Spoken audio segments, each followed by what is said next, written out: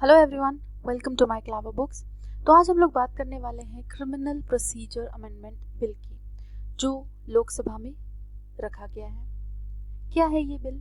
देखिए, criminal procedure amendment bill जो है 2022, ये क्या करेगा? बेसिकली ये अलाउ करेगा पुलिस और प्रिजन अथॉरिटीज को कि वो कलेक्ट, स्टोर और एनालाइज कर सके फिजिकल और बायोलॉजिकल सैंपल्स। क्या क्या? इंक्लूडिंग रेटिना, आयरन स्कैन, जो लोकसभा में अभी मंडे के दिन इंट्रोड्यूस किया गया।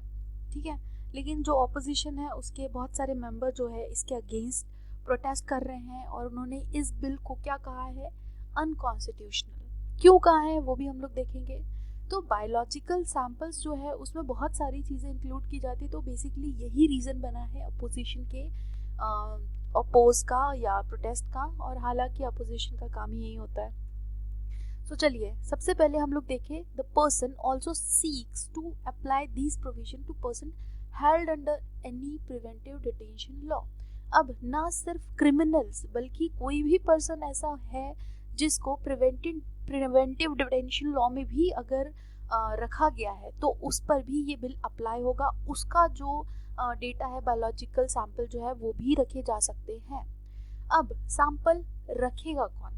ठीक है, किसके पास रहेंगे सैंपल? तो वो रहेंगे नेशनल क्राइम रिकॉर्ड्स ब्यूरो के पास। ठीक है, biological samples, signature, handwriting data. और ये कब तक रखे जा सकते हैं? तो ये रखे जा सकते हैं 75 ईयर्स तक। अब ऑपोजिशन ने ये कहा है कि ये जो है ये बियॉन्ड लेजिस्लेटिव कॉम्पिटेंस है पार्लियामेंट के। मतलब जो पार्लियामेंट है इस पर लॉ नहीं बना सकती है। क्यों नहीं बना सकती है? क्योंकि ये फंडामेंटल राइट्स जो होते हैं सिटीजन्स के, उनको वायलेट करता है। स्पेसिफिकली कौन सा राइट है ये? Right to privacy. ठीक है, और बीएसपी के एक मेंबर है रितेश पांडे जी, उन्होंने क्या पॉइंट आउट किया है कि बिल जो है वो कलेक्ट, जो सैंपल कलेक्ट करता है उसमें कर रहे हैं लोग, पॉलिटिकल प्रोटेस्टर्स जो है उनका भी सैंपल लिया जा सकता है। तो बेसिकली बहुत ज़्यादा रीच रहेगी इस बिल की। तो ये मेन रीज़न है जो ऑपोजिशन है उसके प्रोटेस्ट का। अब देखो, बिल की बात अगर हम लोग करें तो सबसे पहले ये आपको मालूम होना चाहिए कि किसने प्रेजेंट किया है। Union minister of state for home Ajay Mishra ji. ठीक है, अजय मिश्रा तो इनका नाम है। इन्होंने ये बिल प्रेजेंट किया है। और अगर बात करें प्रेजेंट करने के लिए 120 मेंबर्स जो है उन्होंने बिल के फेवर में वोट किया और 58 मेंबर्स ने वोट किया इस बिल के अगेंस्ट। हालांकि जब बिल पास प्रेजेंट किया जाना था तो उस समय गवर्नमेंट बहुत सरप्राइज थी कि ऑपोजिशन एक वोट जो है उसकी डिमांड करेगी, ऐसा एक्सपेक्टेड नहीं था। और वो भी तब जब home minister Amit Shah, defence minister Rajnath Singh और हमारे road transport minister Nitin Gadkari जो थे वो सारे लोग हाउस से एब्सेंट थे। ठीक है, अजय मिश्रा ने मूव किया है। लेकिन अजय मिश्रा के बारे में आप लोगों को एक बात पता होगी कि जो लखीमपुर खेड़ी वाला केस है, ठीक है, उसमें इनका ही बेटा जो कन्विक्टेड है, तो इसीलिए, और धीर रंजन चौधरी जो है इस वजह से उनको बीच में इंटरप्ट भी किया। लेकिन अजय मिश्रा ने कहा कि भाई अगर मेरे अगेंस्ट कोई भी क्रिमिनल केस हो तो मैं पॉलिटिक्स क्विट कर लूँगा, जो बहुत ज़्यादा इंपॉर्टेंट बात नहीं है। Moving forward, Congress member Manish Tiwari ने कहा है कि अगर जो डेटा है वो फोर्सफुली कलेक्ट किया जाता है तो भाई इसमें नार्को एनालिसिस भी ये लोग इंक्लूड कर सकते हैं। स्पेसिफाई नहीं किया गया है कि कौन कौन से चीज़ें इंक्लूड की जाएगी। तो नार्को एनालिसिस भी, ब्रेन मैपिंग भी इंक्लूड कर सकते हैं। नार्को एनालिसिस बेसिकली एक टेस्ट होता है, एक एनालिसिस होता है जिसमें जो कन्विक्टेड पर्सन होता है उसको एक ड्रग दिया जाता है और उसकी वजह से वो एक ट्रांस स्टेट या सीडेटिव स्टेट या नशे की ऐसी हालत में पहुंच जाता है कि उसको पता नहीं होता है कि क्या इमेजिनेटिव चीज़ें हैं। और वो ऐसा माना जाता है कि इस समय पर इस ट्रांस वाली स्टेट में जब होता है तो उससे अगर कुछ पूछते हैं तो वो ज़्यादातर केसेस में ट्रुथ या सच ही कहेगा। तो ये भी किया जाता है, पर ये इसको ऑथेंटिक नहीं माना जाता। ठीक है, ब्रेन मैपिंग जो है वो भी किया जा सकते हैं। और इसकी वजह से क्या क्या वायलेट हो रहा है? सबसे पहले आर्टिकल 20 जो है, आर्टिकल 20 का जो क्लॉज 3 है वो वायलेट हो रहा है क्या? Article 20 basically protection in respect of conviction for offences, ठीक है। जब किसी पर्सन को किसी ऑफेंस के लिए कन्विक्ट किया जाता है तो उसमें क्या प्रोटेक्शन है। और अगर इसके क्लॉज 3 की बात करें तो no person accused of any offence, मतलब कोई भी ऐसा बंदा जो किसी भी क्राइम के लिए या किसी भी ऑफेंस के लिए अक्यूज है, उसको आप ये ज़बरदस्ती नहीं कर सकते कि भाई आपको अपने ही अगेंस्ट विटनेस बना दिया जाएगा या आप गवाही दो कि भाई मैंने ये किया है। उसको कंपेल नहीं कर सकते, ठीक है। वो अपने खिलाफ कभी भी विटनेस नहीं बनेगा, ये पहली बात। और आर्टिकल 20 जो है 21 जो है उसको उसकी भी यहाँ पर बात की जा रही है, ठीक है। फिर इसके बाद बहुत सारे लोगों ने इसको अपोज किया। इंट्रोडक्शन जो है इसका इंट्रोडक्शन ही अपोज किया और ह्यूमन राइट को वायलेट करता है और provision as laid out in the United Nation का जो चार्टर है ह्यूमन राइट्स का, उसको भी ये वायलेट करता है, ऐसा इन्होंने कहा। अब देखिए, अगर हम लोग न्यू टेक्नोलॉजी की बात करें तो सबसे पहले आपको ये पता होना चाहिए कि ये जो पहले अगर बात करें हम लोग की जो क्रिमिनल्स होते थे या कन्विक्टेड पर्सन्स जो होते थे कि उनके क्या लिया जाता था, सिर्फ और सिर्फ फिंगरप्रिंट्स और फुटप्रिंट्स लिए जाते थे, क्योंकि उस समय पर टेक्नोलॉजी ही इतनी थी। तो ये बात कर रहे हैं हम लोग 1920 की, तो उस समय पर जो लॉ था उसके हिसाब से फिंगरप्रिंट्स और फुटप्रिंट्स ही लिए जाते थे। तो ये जो है ये कौन सा एक्ट था? ये था the identification of prisoners act 1920।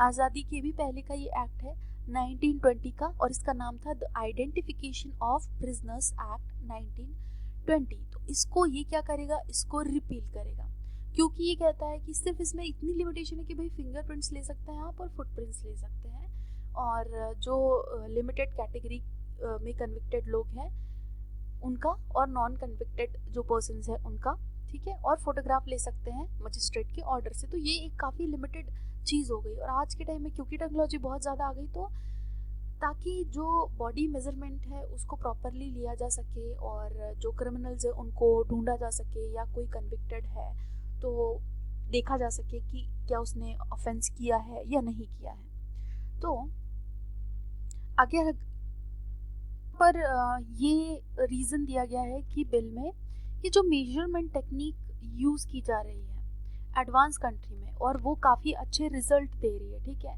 और पूरी दुनिया में ये एडवांस टेक्निक्स जो है वो यूज़ की जा रही है। और लेकिन जो एक्ट हमारे यहाँ पर चल रहा है the identification of prisoners act 1920, वो बॉडी मेजरमेंट के लिए जो प्रोविज़न है वो प्रोवाइड नहीं करता है, ठीक है। बहुत सारी टेक्निक्स टेक्नोलॉजीज जो है वो आ चुकी है, लेकिन स्टिल इस एक्ट में वो प्रोवाइडेड नहीं है, तो उनका यूज़ नहीं किया जाता है। अब ये ज़रूरत है कि ऐसे प्रोविज़न बनाए जाए कि मॉडर्न टेक्निक्स जो है उसके थ्रू रिकॉर्ड कैप्चर किया जाए, ठीक है, अप्रोप्रिएट बॉडी मेजरमेंट्स लिए जाए, सिर्फ लिमिटेड मेजरमेंट्स नहीं लिए जाए जो अभी एग्जिस्ट कर रहे हैं, ठीक है। काफ़ी हेल्प करेगा इन्वेस्टिगेशन के लिए भी, और अगर कोई पर्सन है जिसने क्राइम किया है तो उसके लिए सफिशिएंट जो एविडेंस है वो भी प्राप्त किए जा सकते हैं थ्रू दिस बिल, ठीक है, अगर ये अमेंडमेंट होता है। जरूरत है कि ये जो मेजरमेंट वाला जो सीन है जिसमें लिमिटेड चीज़ें दी गई है इसको एक्सपैंड करने का, और इस लॉ में कुछ ऐसी चीज़ें इन्वॉल्व करना कि यूनिक आइडेंटिफिकेशन जो है वो किसी भी पर्सन का हो सके, इन्वेस्टिगेशन जो है उसमें आसानी हो सके, ठीक है। ये लीगल सैंक्शन प्रोवाइड करता है ताकि अप्रोप्रिएट बॉडी मेजरमेंट लिए जा सके, और जिनका लिया जाना है, जिनकी ज़रूरत है, ताकि इन्वेस्टिगेशन जो है वो प्रॉपरली हो सके। अब देखो, अगर हम बात करें तो इसमें क्या क्या मेजरमेंट में क्या क्या इंक्लूड किया जा रहा है। फिंगर इम्प्रेशन तो है ही, पाम प्रिंट है, फुटप्रिंट इम्प्रेशन है, फोटोग्राफ है, साथ ही ये देखिए आइरिस और रेटिना स्कैन है, फिजिकल बायोलॉजिकल सैंपल और उनका एनालिसिस, ठीक है। और किसको? NCRB national crime records bureau को ये कलेक्ट करना है, इसको स्टोर करना है, इसको प्रिजर्व करना है, और इसको जो रिकॉर्ड है इसको रखना है for sharing, dissemination, destruction and disposal of record. तो NCRB जो है ये सारी चीज़ों के लिए रिस्पॉन्सिबल होगा। कई बार ऐसा हो सकता है कि एनसीआरबी से कोई पर्टिकुलर स्टेट की पुलिस जो है वो अगर डेटा मांगे कि भाई ये कन्विक्टेड पर्सन है, क्या आपके पास इसका डेटा है, तो यस ऑफ कोर्स वो शेयर कर सकते हैं, डिसएमिनेट कर सकते हैं। अगर उसका टाइम पूरा हो चुका है 75 ईयर्स का, ठीक है, या और कोई रीज़न है तो उसकी वजह से उसको डिस्ट्रक्ट करना है, तो ये भी इनका काम है। डिस्पोजल जो है रिकॉर्ड्स का, वो भी इनका ही काम है, ठीक है। ये मजिस्ट्रेट को डायरेक्टली एम्पावर करता है कि किसी कोई पर्सन का मेजरमेंट लिया जा सके, ठीक है। पुलिस और प्रिजन ऑफिसर्स जो है वो ले सकते हैं। अगर कोई बंदा बोलता है कि भाई नहीं देना मुझे, तो फिर है पुलिस और जो प्रिजन ऑफिसर्स हैं। So resistance to refusal to allow taking measurement, अगर कोई मना करता है तो उसको ऑफेंस माना जाएगा under 186 of the Indian penal code, IPC की धारा 186 के तहत ये माना जाएगा कि भाई ये क्राइम है, क्योंकि वो क्या कर रहा है, मेजरमेंट देने के लिए मना कर रहा है। Provided that where any person who has not been previously convicted for an offence punishable under any law with the imprisonment for any term has had his measurement taken according to the provision of the act is released without trial or discharge or acquitted by the court after exhausting all legal remedies. All records of measurement so taken shall, unless the court or magistrate for the reason to be recorded in writing otherwise direct, be destroyed from records. Bill states, अब bill ने क्या कहा है कि कोई person जिसने पहले कोई ऑफेंस नहीं किया है, किसी ऑफेंस के लिए वो कन्विक्टेड नहीं है, ठीक है, किसी क्राइम के लिए वो पनिशेबल नहीं है, फिर भी उसका मेजरमेंट लिया गया है, ठीक है, उसको बिना ट्रायल के रिलीज किया जाएगा बाय कोर्ट, और उसके जो रेमेडीज है वो सारी दी जाएगी, और साथ ही जो उसका रिकॉर्ड है, अगर मजिस्ट्रेट नहीं कहता है तो वो सारी चीज़ें डिस्ट्रॉय कर दी जाएगी। So that's it for now and thank you for watching the video. मिलते हैं हम लोग नेक्स्ट वीडियो में। Bye bye.